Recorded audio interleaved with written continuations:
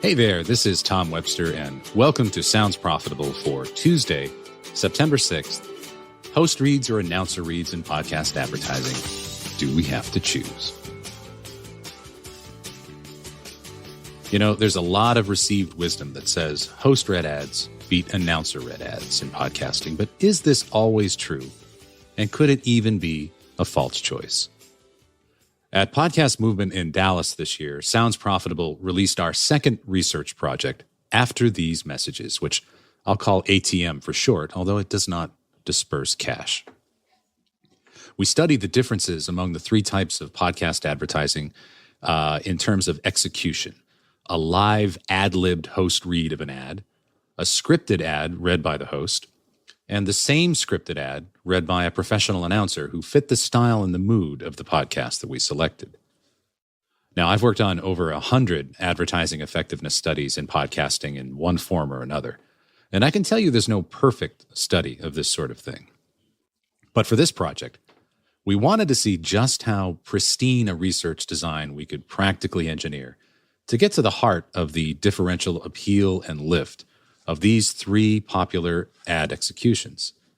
We stayed away from things like baked in versus DAI because the listener doesn't make these distinctions. They don't know.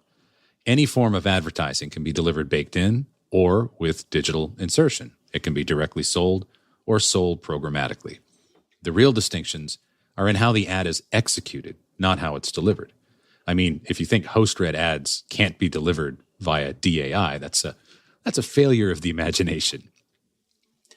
To make the results meaningful, we knew that we needed to execute all three ads as well as we could, and that they had to be housed in content that would fit and showcase the ad as much as possible. So we chose a very popular show, The Jordan Harbinger Show, and an extremely mass appeal episode of that show, which was Jordan's interview with Matthew McConaughey. We then chose a brand that we knew Jordan's audience would know, but one that wasn't a ubiquitous insurance company, Athletic Greens. Finally, Jordan recorded both a live read version of the spot, sort of an ad-libbed style, which he typically does, and a scripted spot. We also engaged Ashley Hamer-Pritchard, who, among other things, was the former co-host of Curiosity Daily and a fantastic talent. We had Ashley read the same scripted ad as Jordan. Now, we played that content for 1,049 regular podcast listeners, weekly podcast listeners, 18 years and up, sampled from an online panel, and weighted to the latest infinite dial statistics from Edison Research, who fielded this study for us, Wondery, and Art19. In addition to the show segment, one of these three ad treatments was also included. So about 350 podcast listeners heard each one of these treatments. In this sample, we also had 300 people who had ever listened to Jordan's show, which gave us a wonderfully robust subgroup with which to compare the total results. And those results, my friends, were remarkable. It turns out that podcast advertising works, if you didn't know that. Now, I encourage you to download the study and watch the entire presentation at soundsprofitable.com. But I summarized the most meaningful stats on one slide in the deck, which was a kind of performance summary of the stats. And on the left side of that slide was a list of the kind of basic summary stats here: the overall appeal, the fit with the show, unaided recall, interest in learning more, likelihood to purchase, and so on, with the total sample. Now, with the total sample, the live ad-libbed read by Jordan was clearly the best, with 68% of the sample hearing that ad able to recall the brand name Athletic Greens without any help. They simply wrote in Athletic Greens when they were asked if they recalled any brands mentioned in the content that they had just heard. That's an extremely good number. That would be a positive number in any study, especially, by the way, for a brand that, while they're a major podcast advertiser, they're not available in retail stores. Now, that said, the announcer read by Ashley did really well. If you compare that with the 68% that the ad-lib version from Jordan got for unaided recall, the version that Ashley did, the scripted announcer read, did almost as well, really. It got 47%, so nearly half were able to recall the brand without aid.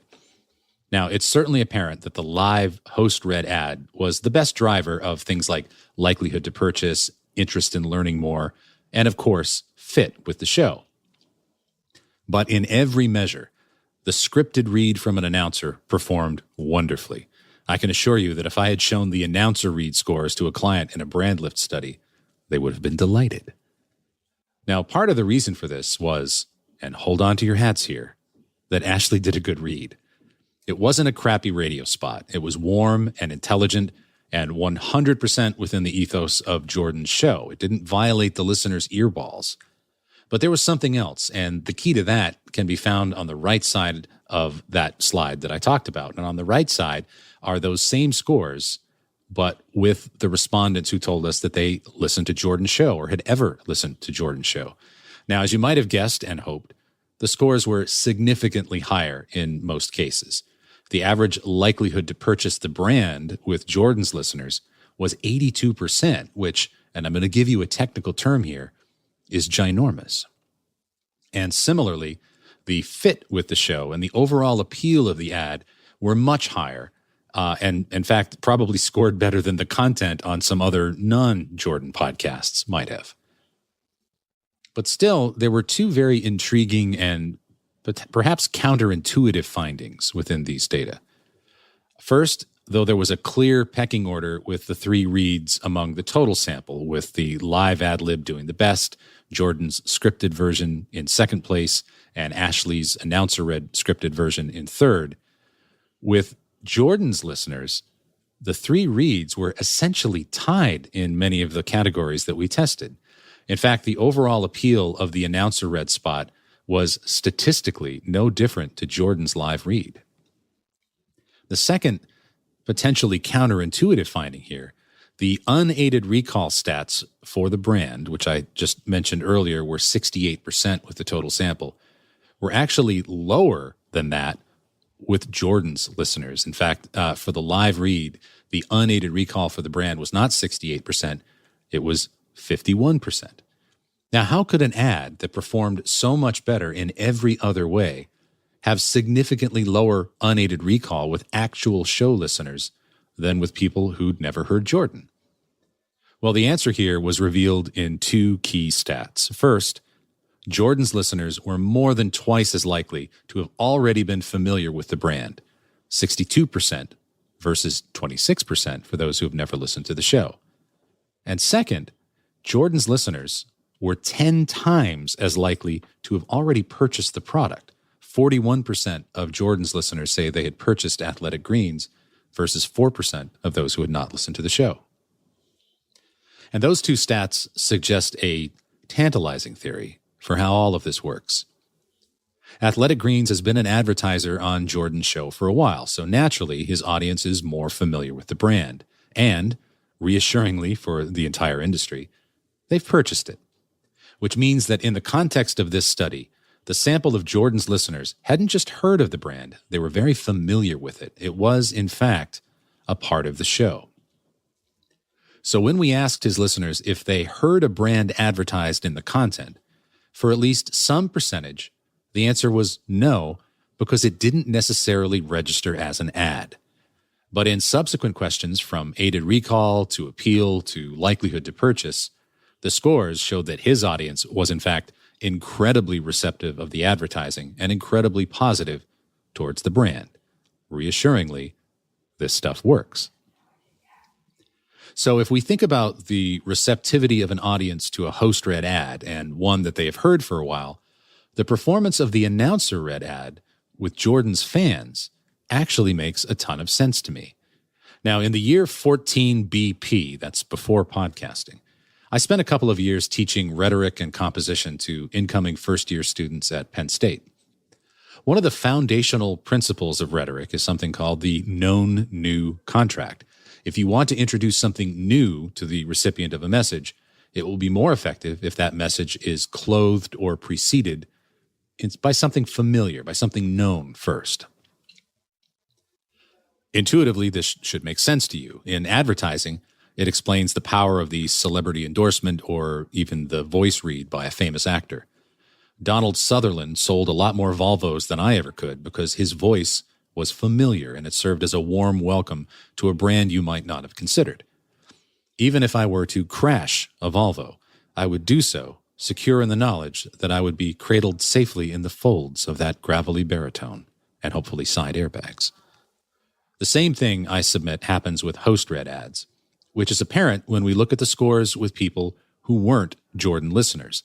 The newcomer to Athletic Greens is given a warm entry to the brand by a familiar voice, the host who had just delivered compelling content, the Matthew McConaughey interview, which makes them more receptive to the new, which is the brand. This is why host-read ads are, in the words of my friend Marshall Williams, beachfront property.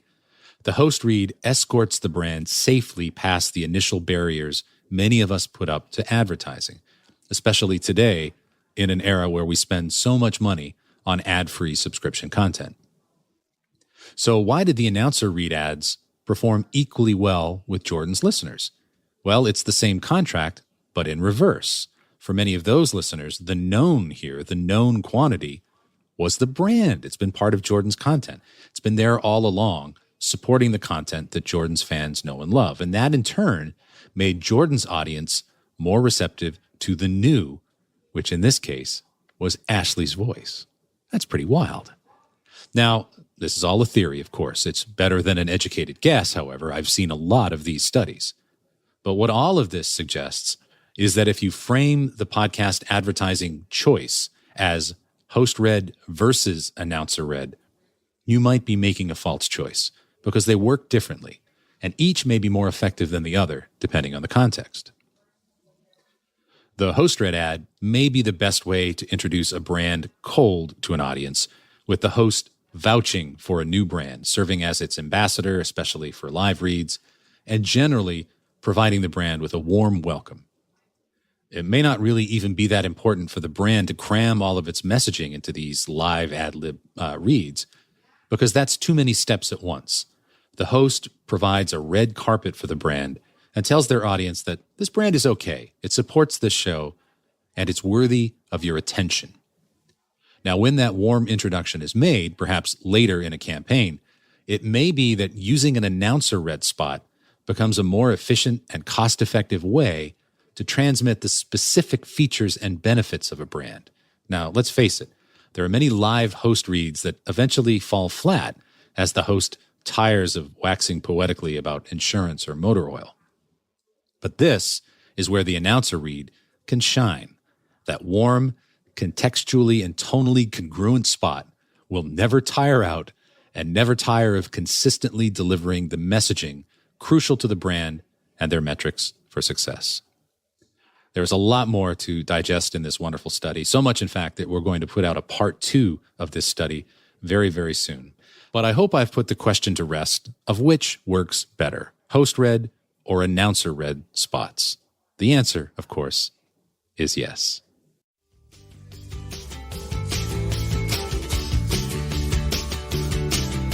This study and a lot more can be found at soundsprofitable.com. And this episode was produced with the help of Spooler.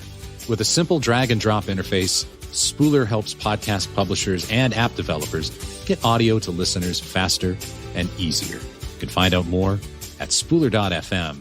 And on behalf of Sounds Profitable, I'm Tom Webster. Thanks for listening.